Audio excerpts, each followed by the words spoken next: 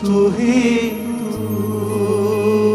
इस संसार का लव मैरिजेस जो एक दूसरे को प्यार करते थे टूट जाती क्योंकि उनका सेंटर यीशु नहीं होता। अच्छी स्टोरी शुरू होती है, एंड अच्छा नहीं होता, क्योंकि इस संसार की स्टोरीज की कोई गारंटी नहीं जब तक जीसस उनकी लाइफ में नहीं। लेकिन जीसस ने कहा वो मीठी कहानी है, उस कहानी का कभी बुरा अंत नहीं होता। जीसस के साथ लव करोगे, बुरा अंत कभी नहीं होगा। जीसस के साथ प्यार करोगे, एंड बेस्ट होगा। मीठी कहानी है तू, तू ही तू, तू ही तू,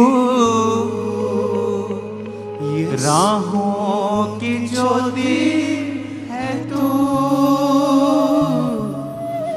झरनों का पानी है तू, मीठी कहानी है तू, तू ही तू, तू ही तू। उठा के कहो हाथों को, खुदावन तू सब कुछ कर सकता है, तेरे लिए कुछ भी नामुमकिन नहीं, सब मुमकिन है तेरे साथ। मैं अपने केस को तेरे हाथों में सौंपता हूं, तू मेरी चिंता मुझसे ज्यादा करता है। फिर से कहो,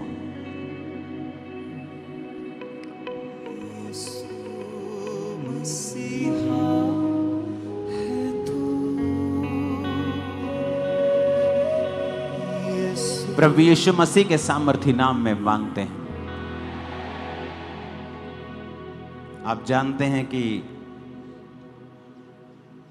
प्रभु ने बड़ी एक आई ओपनिंग बात मुझसे की पिछले हफ्ते।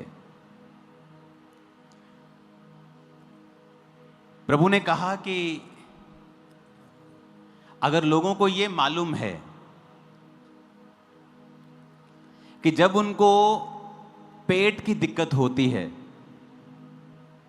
वो घर बैठ के रोते नहीं रहते, पेट के डॉक्टर के साथ अपॉइंटमेंट बुक करते हैं और पेट के डॉक्टर को दिखा देते हैं। जब उनको आंखों की दिक्कत होती है, वो आंखों के डॉक्टर के पास चले जाते हैं। आप घर बैठ के रोते नहीं रहते कि मेरी आंखें खराब है, मेरी आंख, आप जाते हैं और डॉक्टर के पास चले जाते हैं। पर जब एक क्रिश्चियन को प्रॉब्लम होती है, वो घर बैठा रोता रहता है।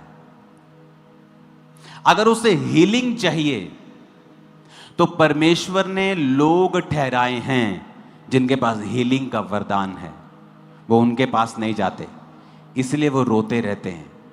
इसीलिए प्रभु उनको बाइबल में बच्चा कहता है, मंदबुद्धि और मूर्ख कहता है, कि उन्हें सांसारिक बातों की तो नॉलेज है कि अगर मेरे फाइनेंस में गड़बड़ है तो मुझे अच्छे सीए के पास जाना है, अगर मेरे मकान में कोई दिक्कत है तो मुझे मिस्त्री के पास जाना है, मेरे साउंड में कुछ दिक्कत है तो मैं अच्छी टीम बुलाऊंगा दिल्ली से साउंड की, मुझे चेक करे। पर जब आपको कोई दिक्कत होती है तो आप ये भूल जाते हैं कि परमेश्वर ने लोग ठहराए हैं जिनके पास आपको जाना होगा। कितने मेरी बात को समझ रहे हैं? अगर परमेश्वर ने डायरेक्ट अपनी आत्मा के द्वारा कार्य करना होता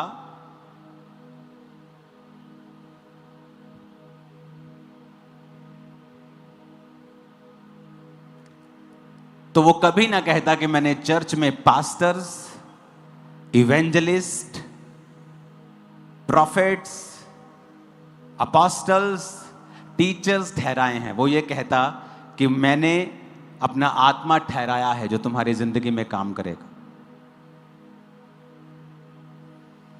लेकिन वचन क्या कहता है? उसने कहा, मैंने चर्च में इन लोगों को ठहराया है कि मसीह की देह उन्नति पाए। आप हील होंगे, आप उन्नति करेंगे। मैं आपको बता रहा हूं, healing is a spiritual thing. आपके कमर में दर्द है, आप बैठकर प्रार्थना नहीं कर सकते फुल कंसंट्रेशन के साथ, लेकिन जब वो दर्द हील हो जाता है, आप फ्री हो जाते हैं फुल पोटेंशियल के साथ प्रार्थना करने के लिए। सो healing, deliverance is a spiritual thing. ये कोई शारीरिक चीज नहीं है जिसको लोग, जिसकी निंदा करने लगते हैं क्योंकि उनके पास वो वरदान नहीं है। हाथ ना आए थू कोड़ी।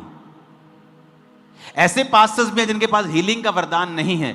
अपने प्रचार से उनकी चर्च में लाखों लोग हैं। जो लोग ये बोलते हैं कि हमारे पास हीलिंग का वरदान नहीं, हम सच बोलते हैं इसलिए हमारे पास लोग थोड़े हैं। मैं आपको अकेले प्रचारक बता देता हूं जो इस इंडिया की दूसरी सबसे बड़ी चर्च है, वहां पे 3.5 लाख मेंबर हैं, सिर्फ प्रचार करता है पास्टर।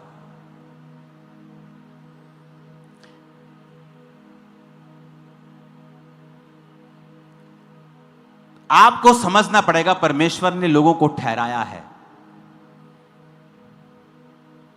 अगर आप जीवित चर्च का हिस्सा नहीं हैं, आप परमेश्वर को कंप्लेंट नहीं कर सकते, क्योंकि परमेश्वर ने तो कहा है कि मैंने तो उन लोगों को ठहराया है। तुझे हीलिंग चाहिए, जा। डिलीवरेंस चाहिए, जा। आज प्रोफेटिकली मैंने आपको एक बात बताई है कि 6 मंथ हमने फाइट की है। पहले 6, अगले 6 महीने महिमा के होंगे, ग्लोरियस होंगे, शानदार होंगे। शानदार, बिल्कुल शानदार।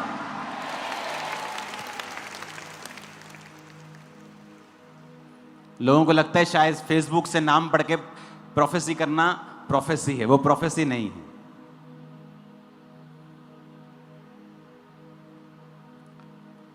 आप अपने लोगों को देखेंगे, अपने रिश्तेदारों को, दोस्तों को देखेंगे कि वो स्पिरिट डबल ट्रिपल 10 गुना ज्यादा खिंचाहट से उनको अपनी ओर खींच रही है और परमेश्वर के भवन में लेके आ रही है। वो आत्मा आप देखेंगे उनके साथ, आप देखोगे।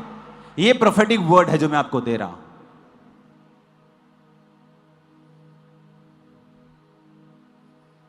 हालेलुया।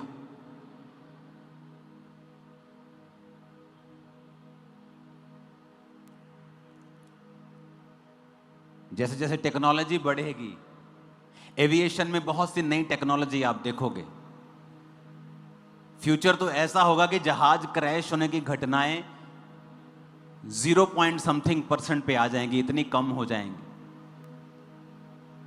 टेक्नोलॉजीज ऐसी होंगी कि किसी को बंदूक से मारने की जरूरत नहीं पड़ेगी। आप उसको दूर से बिना बंदूक से मार पाएंगे। और लोगों का डिप्रेशन हाईएस्ट लेवल पे होगा। छोटे छोटे बच्चे भी डिप्रेशन का शिकार होंगे फ्यूचर में। और इसीलिए परमेश्वर की ओर लोग ज्यादा होंगे, विरोध भी ज्यादा होगा, अंधेरा भी ज्यादा होगा और उजाला भी ज्यादा होगा। आपके बच्चे चमकेंगे तारों की तरह और लोगों को सिखाएंगे। और ये ज्यादा टाइम नहीं लगेगा, मैं आपको बता रहा हूं। सडनली कुछ दिनों में, कुछ महीनों में ही टेक्नोलॉजीज उस लेवल पे चले जाएंगी कि जो लोग परमेश्वर में नहीं होंगे वो डिप्रेशन का शिकार हो जाएंगे। क्योंकि आज अगर उसको सेफ्टी चाहिए, वो अपने घर में जा सकता है, अपनी बख्तरबंद गाड़ी में जा सकता है, लेकिन फ्यूचर में ये भी चीजें सेफ नहीं होंगी। गारंटी सिर्फ उसी की होगी जो यीशु के लहू में छुपा हुआ है। तो लोग ज्यादा जरूरत समझेंगे परमेश्वर में आने की। जिस तरह कोविड के बाद हुआ, लोगों को ज्यादा महसूस हुआ कि हमें परमेश्वर के करीब रहना है।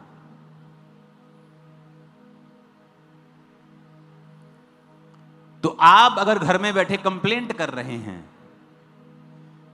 तो गलती परमेश्वर की नहीं है। आपको हीलिंग चाहिए, डिलीवरेंस चाहिए, प्रोफेटिक आपको विजन चाहिए, परमेश्वर क्या चाहता है, आप जीवित चर्च में आएं और सुने फिर परमेश्वर क्या चाहता है। मेरे 21 साल परमेश्वर में पूरे हो जाएंगे। इसको जूम करो जरा।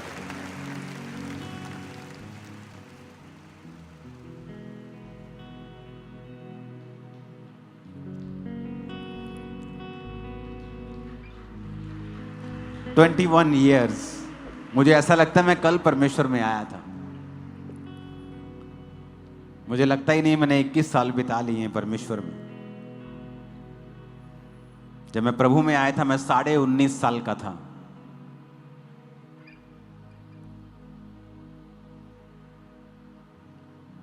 आपको ये बात समझनी ही पड़ेगी। तैयार हो इस मीटिंग के लिए? ये आम मीटिंग नहीं होगी। आप इस मीटिंग में इतनी फायर को रिसीव करके जाओगे ना, आप लोगों को हील कर सकोगे, आप हाथ रखोगे तो। मैं आपको बता रहा हूं, जो इस चर्च के रेगुलर मेंबर्स हैं ना, वो ऑलरेडी अनॉइंटेड है। मैं आपको बता रहा हूं, ऑलरेडी आपके अंदर मसा है, आपको चाहे ना मालूम हो।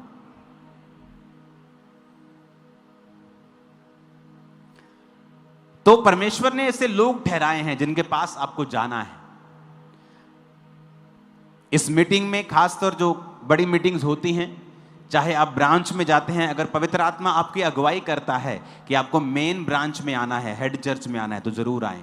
कई बार पवित्र आत्मा आपकी अगुवाई करता है कि वहां जा। कई बार आप जाते हैं ब्रांच में, ओके है, लेकिन कई बार होली स्पिरिट आपकी अगुवाई करता है अंदर से और आप उस बात को इनकार करते रहते हैं, क्योंकि कई बार परमेश्वर ने कुछ एक्स्ट्रा काम आपकी लाइफ में करना होता है। तो इसलिए मैं ये बता रहा हूं कि आपको मालूम हो कि पवित्र आत्मा जब आपसे बात कर रहा है किसी विषय में, आपको ऐसा ना लगे कि मेरा मन आपसे बात कर रहा है, क्योंकि विश्वासियों से परमेश्वर बहुत ज़्यादा बात जब नहीं करता या उनको पहचान नहीं होती परमेश्वर की आवाज़ कौन सी है, मन की कौन सी है, तो वो सोचते हैं कि शायद उनके मन में ये बात आ रही है, लेकिन कई बार मन में नहीं आ रही होती, वो परमेश्वर का आत्मा उनसे बात कर रहा होता है। तो एक नियम आप अपनी जिंदगी में बना लें कि परमेश्वर ने डायरेक्ट वो कुछ नहीं करता, बाइबल कहती वो अपने लोगों का इस्तेमाल करता है। तो अगर आपको हीलिंग चाहिए, स्पिरिचुअल लोगों के साथ संगति करें, उस चर्च का हिस्सा बने जहां हीलिंग पावर अवेलेबल है। मैं हील हुआ कि नहीं हुआ यह बात अलग है, लेकिन अगर एक कैंसर वाला हील हो रहा है, एक HIV वाला हो रहा है, तो सब हो सकते हैं, क्योंकि वो ग्रेस उस चर्च के ऊपर अवेलेबल है।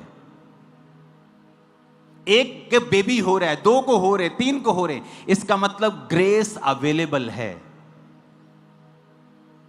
ऐसा कैसे हो सकता है कि आप ले हैंड करवाएं, आपको हल्का महसूस हो, आप सब कुछ उठा रहे हैं, आप अगले दिन 2 दिन बाद वापस जा रहे हैं, आप प्रेग्नेंट हैं?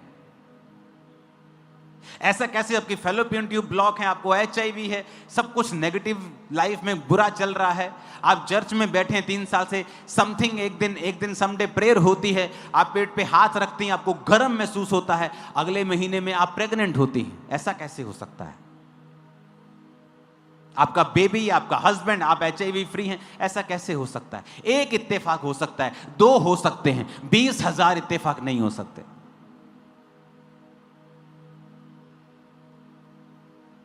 एक संडे कम से कम आप 20-25 गवाहियां रेगुलर सुनते हो, 70 से 100 गवाहियां आप इंस्टेंट सुनते हो। थर्सडे मिला लो, पूरा महीना मिला के आप 800 से 1000 गवाहियां सिर्फ यहां सुनते हो। बन्नी कितनी है वो पता नहीं कितने हजार में। एक साल में क्या 25,000 इत्तेफाक हो सकते हैं? एक को जोश चढ़ गया, 2 को चढ़ गया, 25,000 को जोश चढ़ गया। 25,000, अगर 25,000 गवाहियां लोग दे रहे हैं तो वो सचमुच परमेश्वर कर रहा है।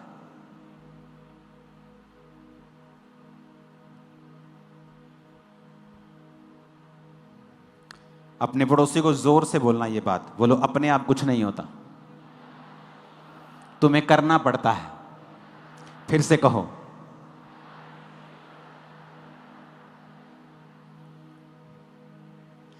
पहला शमूएल 22 उसकी 1 आयत में लिखा है, दाऊद वहां से चला और बचकर अदुल्लाम की गुफा में पहुंच गया। यह सुनकर उसके भाई, उसके पिता का समस्त घराना उसके पास गया। कब की बात है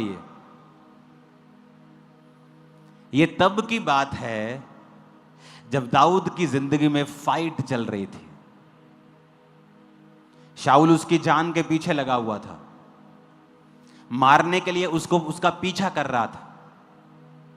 इस आयत से पहले दाऊद के ऊपर 3 बार भाला चलाकर फेंका गया था। कभी वो लकड़ी में धंस जाता था, 2 बार दाऊद बच जाता था। दाऊद को मारने की कोशिशें की गई थी 5 से 6 से 7 बार।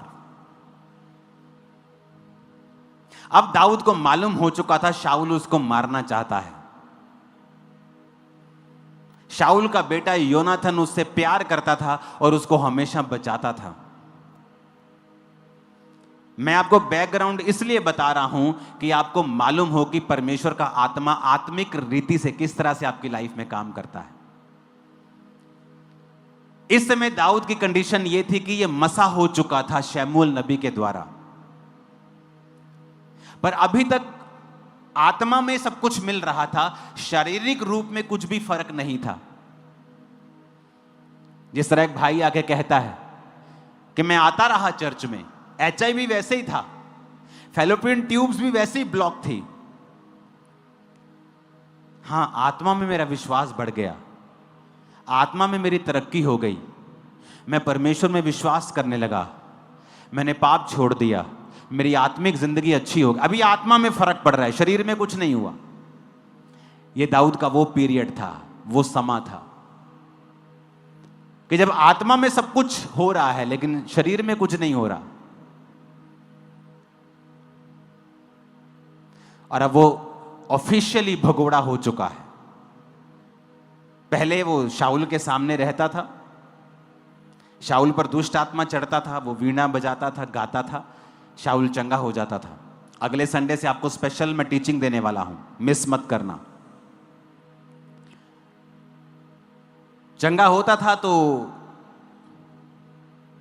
शाऊल को अच्छा लगता था। बीच बीच में दुष्ट आत्मा शाऊल पे अटैक करता था और वो जेलसी करता था दाऊद से, और बीच बीच में उसको मारने के लिए भाला चलाता था। वो डेंजरस थिंग कि आप किसी के सामने मिनिस्टर कर रहे हैं और शाऊल उस पे भाला चला रहा है, और हर बार वो बच जाता था। अब बात इससे आगे चली गई थी। अब वो ऑफिशियली भगोड़ा था, यानी उस देश से ही भाग चुका था। कुछ हुआ, क्या हुआ? 2 आयत में कुछ हुआ, देखेंगे। मैं 1, 2, 3 पढ़ूंगा, क्वायर के साथ और कलीसिया के साथ हम मिलके पढ़ेंगे। पहला शमूएल 22 की 1 हमने पढ़ ली है कि दाऊद वहां से बचकर गुफा में पहुंचा अदुल्लाम की। 2 आयत को हम पढ़ेंगे, 1, 2, 3।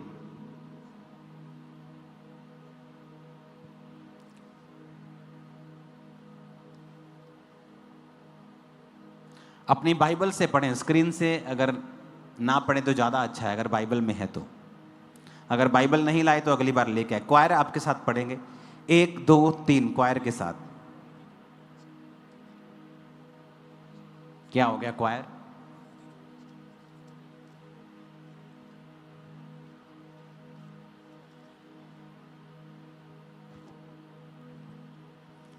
दाऊद वहां से चला और बचकर अदुल्लाम की गुफा में पहुंच गया। सिर्फ 2 आयत को पढ़ेंगे क्वायर के साथ। सोना बंद करो, ठीक है? मीटिंग में 2 आयत को पढ़ेंगे। और जितने संकट में पड़े थे और जितने ऋणी थे और जितने उदास थे, वे सब उसके पास इकट्ठे हुए। सब ऊंची आवाज़ बोलो, बोलो। जितने कर्जाई थे, जितने उदास थे और जितने मुसीबत में थे,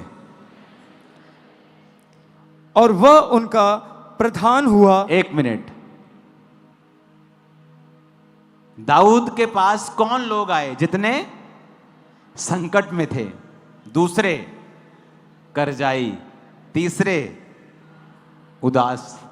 क्या कलीसिया मिली है दाऊद को, हैं? कि जितने मुसीबत के मारे, जितने संकट के मारे, जितने कर्जाई, सब दाऊद के पास चले गए।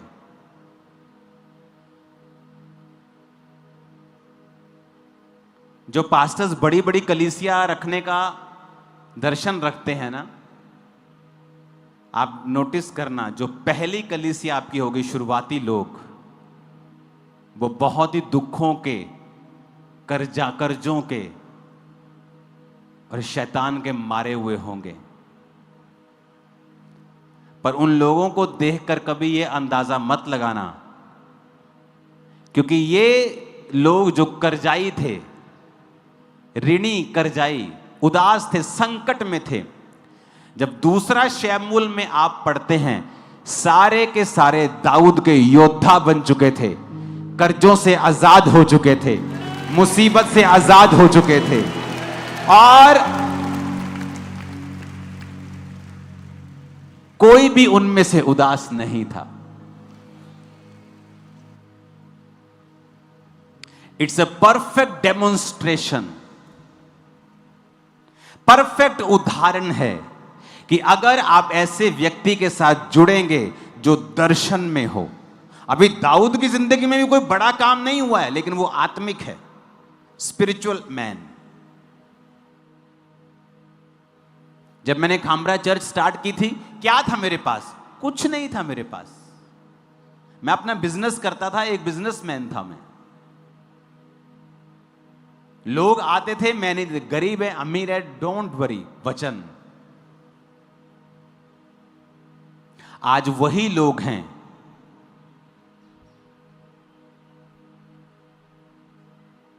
जो लाखों की सपोर्ट कर रहे हैं हर महीने चर्च की। वही लोग सेम सालों से आ रहे हैं यहां, आज भी जानते हैं मुझे, मैं मिलता हूं उनसे और खुशी होती मुझे। पुराना मेंबर देखता हूं मैं, खुशी होती मेरे को। पता नहीं कहां पीछे पीछे बैठे रहते ये लोग, कभी कभी मिल जाते हैं, लेट आते हैं, कभी उधर बैठ जाते हैं ओवरफ्लो में। अब यहां पर वो ऋणी थे, ऋणी रहे, संकट में थे, संकट में ही रहे, उदास थे, उदास ही रहे, जब तक वो दाऊद के पास नहीं आए। क्या वो परमेश्वर को नहीं मानते थे? मानते थे। क्या वो प्रभु से प्यार नहीं करते होंगे? करते होंगे। लेकिन फिर ऐसा क्यों था? क्योंकि बाइबल कहती है, मैं तुम्हारे लिए अपने मन के अनुसार चरवाहे ठहराऊंगा जो तुम्हारी चरवाही करेंगे।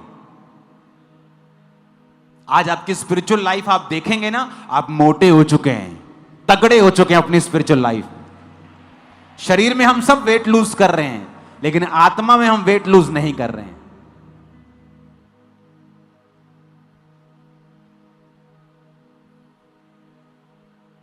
ये लोग कर्जाई के कर्जाई रहे, संकट में थे, संकट में ही रहे, जब तक ये दाऊद के पास नहीं आए।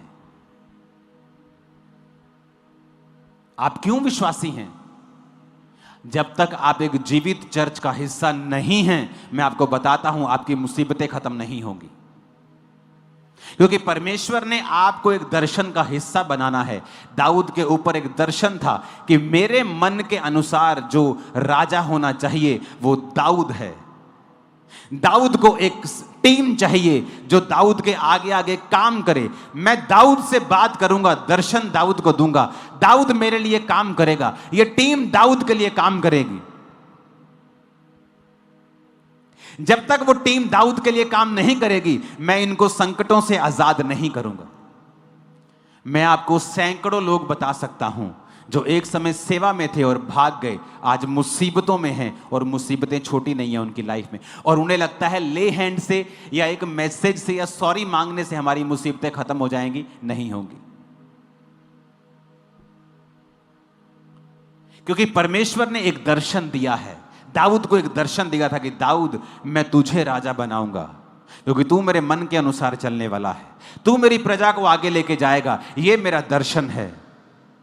जितने लोग तेरा दर्शन में साथ देंगे, उनकी सारी पर्सनल मुसीबतों को मैं उनकी जिंदगियों से दूर करूंगा, क्योंकि मैं तेरे संग हूं उस दर्शन के कारण जो मेरा तेरे सिर के ऊपर है।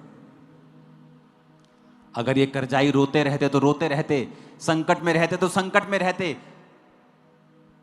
उन्होंने फैसला किया, हम दर्शन के साथ जुड़ेंगे।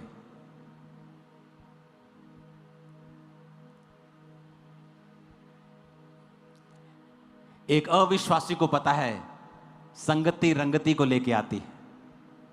अच्छी संगत, अच्छी रंगत अविश्वासी को पता है, लेकिन एक विश्वासी कौन सी जगह जा रहा है जो उसके घर के नजदीक है, उसको किराया नहीं भरना। यहां थे इंडिया में 20 20,000 की नौकरी के लिए 1 घंटा जाते थे, बस में 1 घंटे से वापिस आते थे, हर संडे चर्च में होते थे। फॉरेन में चले गए, शनिवार भी काम करते, संडे भी काम करते हैं। और अगर बोलो ब्रांच जाते हो, नहीं, very far from my house पापा जी, साढ़े को 2 घंटे दूर है ब्रांच। 2 घंटे कैसे? पैदल नहीं, गाड़ी में 2 घंटे सिर्फ।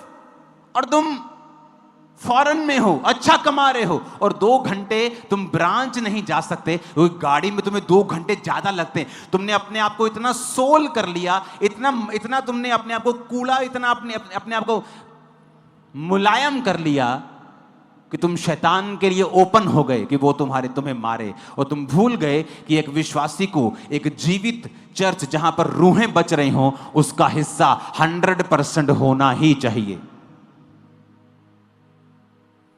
एक विश्वासी सेल्फिश नहीं हो सकता।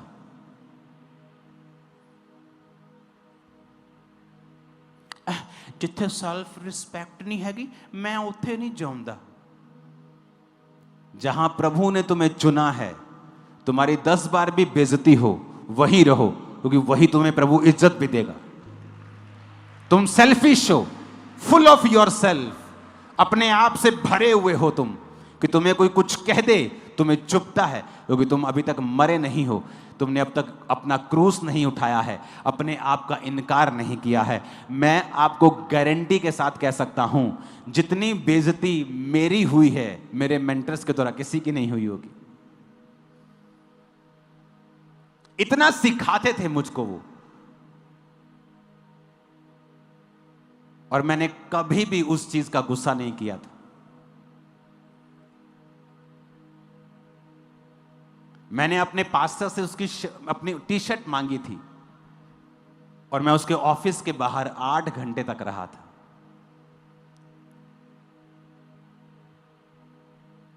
टी-शर्ट लेके ही निकला, मैं भी ढीठ था, मैंने कहा जाना ही नहीं, आज लेके ही जानी टी-शर्ट।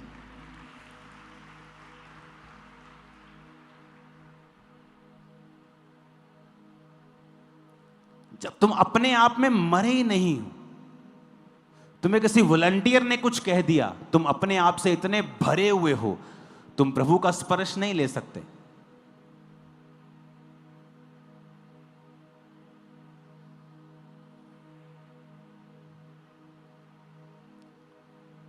जीवित चर्च का हिस्सा बनना आसान भी नहीं है।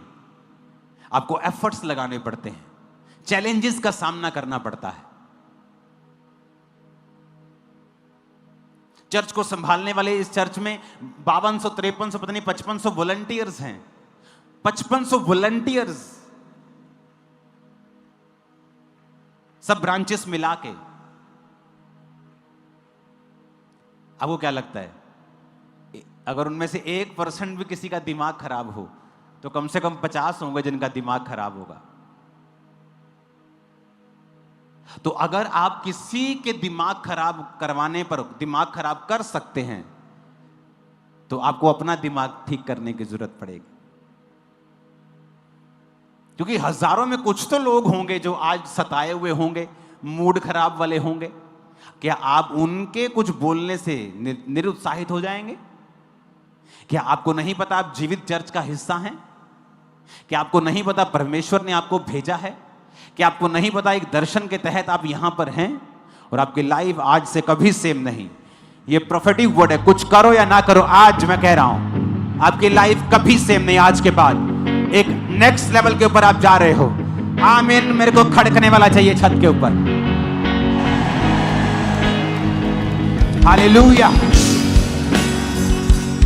पढ़ो इन लोगों को, पहले शमूएल में पढ़ो इन करजाइयों को, इन करजाइयों को, इन ऋणियों को, इन दुखियों को, इन मुसीबत में पड़े हुए लोगों को पढ़ो। लेकिन मैं आपको बताता हूं, फिर दूसरा शमूएल भी पढ़ना।